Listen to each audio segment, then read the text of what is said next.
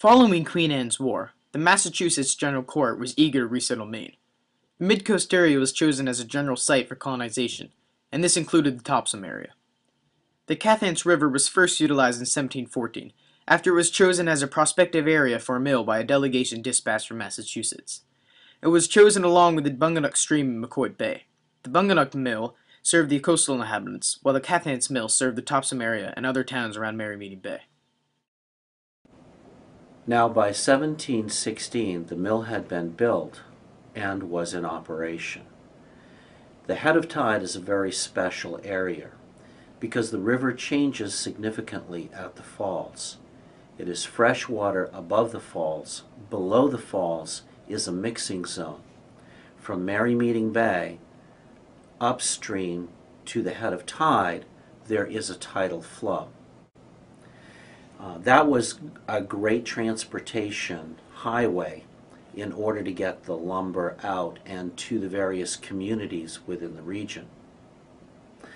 The mill was shipping to those communities that had been established, and by 1717 Joseph Heath had a grant to run the mill for 3 years. He was also the clerk for the proprietors. He is extremely occupied, however, because of native hostilities, and the amount of production from the mill during that period was probably minimal. In 1719, the Pejepscot proprietors deeded the Cathance Mill and 500 acres of timberland to fellow proprietors Oliver Noyes and John Wentworth. The mill continued running somewhat smoothly, but the surrounding community was subjected to more than their fair share of trials. In 1722, a devastating Native American attack on Pejepscot proprietor holdings, described in this letter by Colonel Harmon, scared away many settlers. The mill was not without competition. In 1738, Peter Nowell, who had built the head of tide mill for the Pejepscot proprietors, constructed a mill on the Abagadasset River that competed with the Topsom mill. By 1750, more families had begun moving into the area. A large number of these were Scots-Irish. The fear of Indian raids had subsided somewhat, but times continued to be hard for the people of Topsom. About this time, a group from Massachusetts bought the Plymouth Grant on the Kennebec River, just north of the Pejepscot holdings. This led to a land dispute with the Pejepscot proprietors over who actually owned that section of land. One claimed that the other owned it, and the other claimed the same. The border for this dispute was the Cathance River. The families that moved into the region around head of tide in the 1750s were interested in reestablishing the mill as a commercial focal point. And they gained title to the land and the mill rights from the descendants of proprietors Wentworth and Noyes. These titles set apart land from the head of tide downstream. The land was divided among Samuel Winchell, James Hunter, James Staples, Adam Hunter, Joseph Graves, Samuel Graves, John Fulton, and John Patton. This successful partnership fell apart when Samuel Winchell and Samuel Staples purchased 500 acres of land half a mile upstream at what was known as the Upper Falls, with the intent of building a competing sawmill. In 1764, the sawmill was in full operation. That same year, Topsom was actually incorporated into Lincoln County, and then later into Sagadahoc County when it was newly formed. By 1781, Samuel Winchell owned not only part of the sawmill at head of tide and part of the mill at the Upper Falls, but also 7/8 of a newly constructed gristmill on the opposite shore at head of tide. His nephew, James Henry Jr., owned the rest of the gristmill.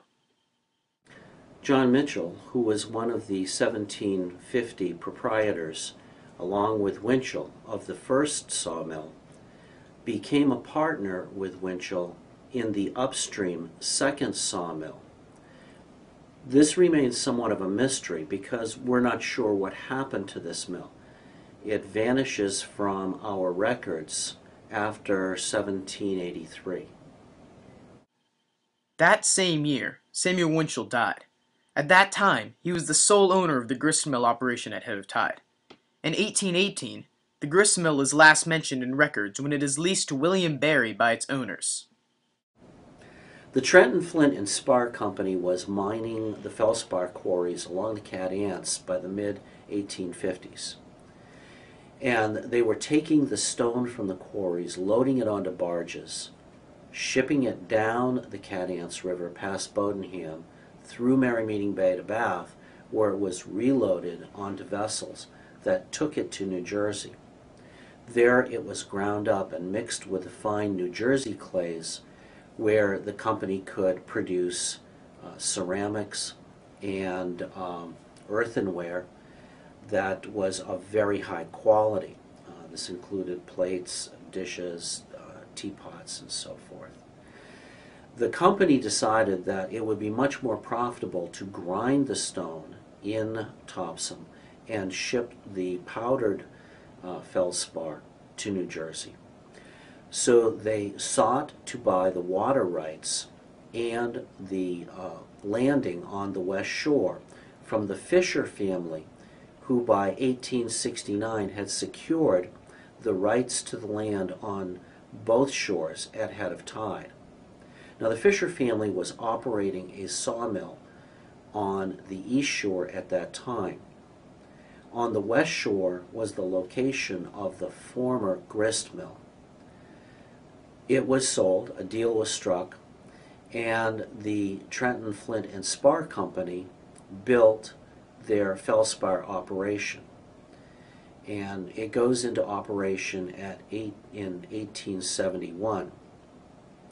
The Fisher family will take the money from that and refurbish their sawmill and put new machinery in and create a new yard for the product being turned out. On April 26, 1888, Trenton Flint and Spar bought up the sawmill, its machinery, and water rights to expand their successful operation. The Trenton mill was destroyed November 30th, 1910 by a fire, and almost a year later to the day, the newly built mill was destroyed. Arson was suspected, but no one was ever arrested. By the late 1920s and early 1930s, feldspar production had slowed, largely due to competition in North Carolina. It just became easier for Trenton Flint and Spar to get the product from a closer source. The Depression also added to the difficulties in continuing production. The mill was sold to two different local families who struggled to keep it in operation. Finally, a Brunswick entrepreneur, Emery Booker, bought the mill and started selling the feldspar as chicken grit. In the 1950s, the Maine poultry industry took a dive, and the mill stopped producing feldspar for chicken grit. The commercial life of the Cathance River had come to an end, and so, too, had an era in Maine's history. In 2008, the deteriorating mill building was burnt as a drill for the Topsom Fire Department. Currently, the head of tide area is being considered as a possible site for a park and historical site.